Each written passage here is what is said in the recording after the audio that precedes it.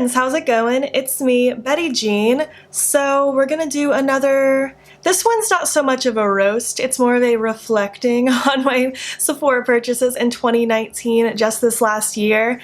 The day that I'm filming this is the day that I uploaded my reacting or roasting to my 2018 Sephora purchases. And I asked if you guys wanted to see this one because I really did not go hard in 2019. I stayed pretty minimal. I didn't come anywhere near Rouge at all, but you guys were still interested, and I still feel like it'll be kind of interesting to just reflect and see what I felt was necessary to purchase. I was just, in general, like I did buy makeup last year, don't get me wrong. I definitely spent a chunk of money on makeup, but I tried to be a lot more selective in particular with what I bought, just with saving for my wedding and my honeymoon in a couple months, and the cats had some medical issues, and I had a wisdom tooth pulled and I didn't have insurance back then. So there was just like a lot of expenses last year. So makeup wasn't like the biggest priority.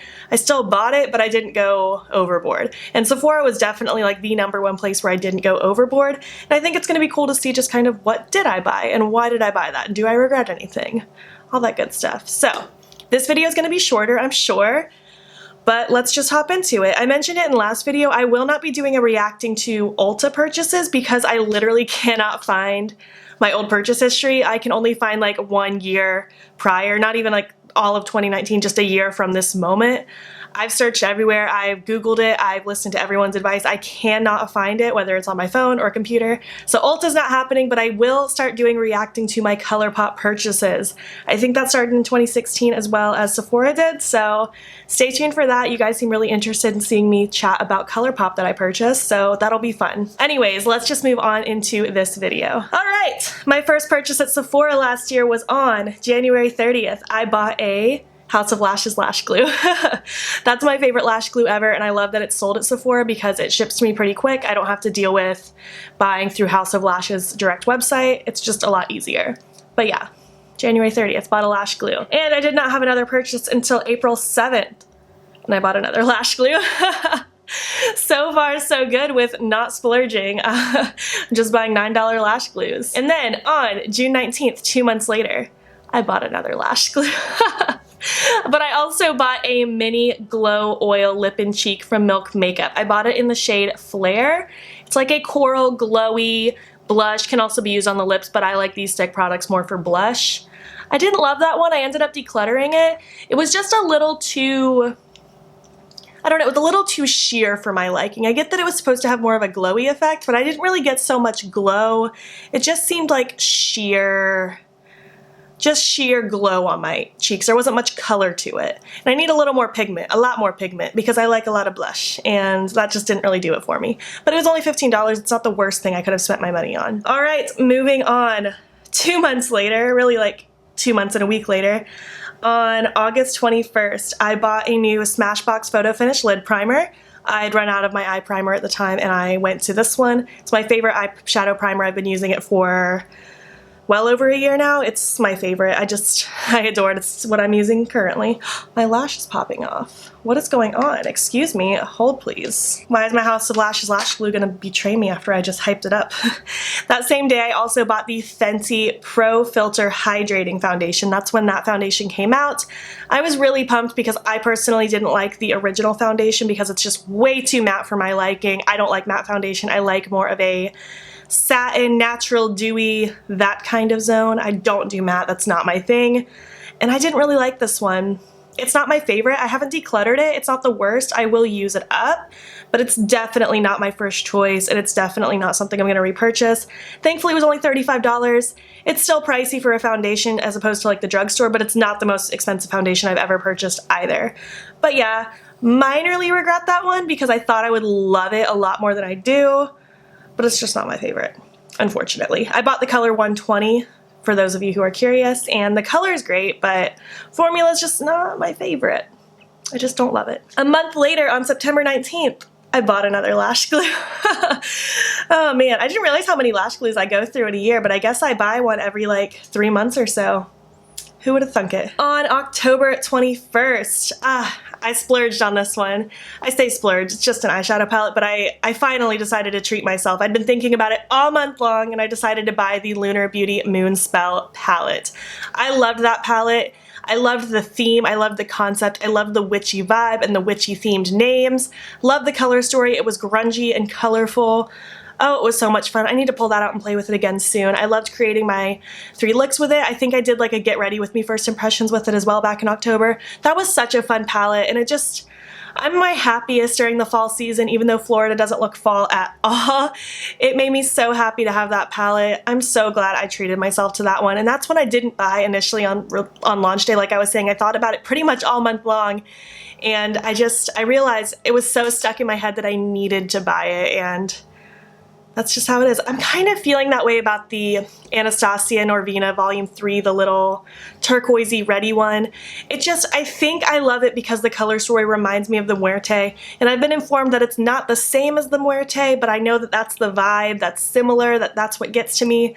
I'm still really considering that palette. I might end up purchasing it soon, but we'll see. I feel like sometimes it's good to just wait. You don't have to buy something the second it launches, and that's coming from someone that I like to buy things when they launch so I can get a video up faster, but my videos for that actually did pretty well, and I did buy it right on launch day. So sometimes it's better just to think about it a little bit.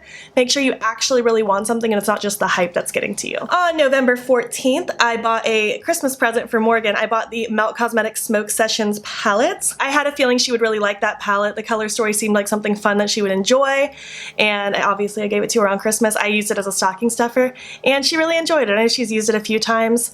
No, don't ask me if I can use it in a video. That is her present. It's not mine. If I wanted it for myself, I would have bought it for myself by now, but I was happy to spoil my friend with that present. Now we are on, let's see, this was December 8th. Okay, oh, this is our last purchase for the year. Wow, we're getting through this rapid quick. This is gonna be like my quickest video in a long time, I swear.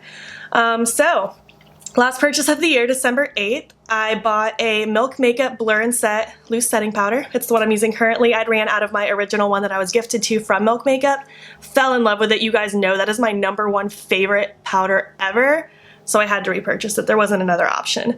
I also bought a trio of the Marc Jacobs Daisy fragrances. I have them up on top of my shelf somewhere. What did they come with? Let me look at the details. It came with the original Daisy, the Daisy So Fresh, and Daisy Love. I'm not really into perfume. That's just not ever something that I've spent money on. My mom's not crazy into it, so I didn't have like that influence. Fragrance has just always been on the bottom of my list. I don't think about it ever, but I also kind of wanted to get into it more. And I know Marc Jacobs is cruelty free, so I figured that was a good place to start. And then seeing this little travel size set seemed like a good starting point for me. I really like all 3 of those fragrances. I don't have a favorite. I just kind of cycle through them as I see fit. I don't know, I've been enjoying them, and maybe I'll repurchase them when I'm out. Maybe I'll just buy one big bottle, who knows. If you guys have recommendations for not crazy expensive and also cruelty-free fragrances, I know I'm asking a lot. A lot of fragrances are not cruelty-free, I've learned, and a lot of them are crazy expensive. But if you have suggestions for more affordable cruelty-free fragrances, let me know. Please and thank you. That same day, I also bought another House of Lashes lash glue, of course. I also bought 2 of the Melt Cosmetics liquid lipsticks. They're from that Nudes collection. I bought the shades Ginger and Fawn. Ginger's like a rusty, reddish kind of color, and Fawn's like a medium cool tone brown. They're both so pretty. I'm so sad that I waited so long to try those. I'd actually been intrigued by that line of nude lipsticks from them for such a long time, but I didn't want to spend the money on them. They're like, how much are they? $19 a pop. It's not horrible, but I also just like didn't need liquid lipsticks, but I love that formula. It might quite possibly be my #1 favorite liquid lipstick formula at the moment. If not, they're at least in the top 5 for sure.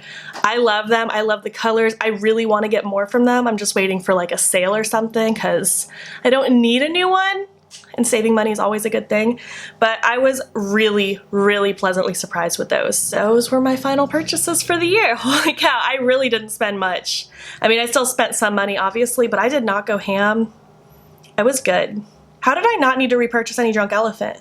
I think it's because one of my friends tried some and she didn't love it, so she gave it to me, which was amazing. Wow. Last year it felt so long, but it went by so quick, and I can't believe I didn't go ham at Sephora, especially compared to previous years. It's so crazy that I finally like snapped out of it, you know what I mean? But it just goes to show you don't have to spend a ton of money to be content with your makeup. I loved my makeup collection last year. I loved being able to really focus on things I already had. I wasn't constantly focused on buying new. And again, I still spent money on makeup at other places like Ulta, Colourpop, other individual indie brand sites. I spent money on makeup, but I didn't feel the need to buy everything, and I felt very content with it. I didn't feel overwhelmed as bad. Still feel overwhelmed sometimes, but I didn't feel as horribly overwhelmed.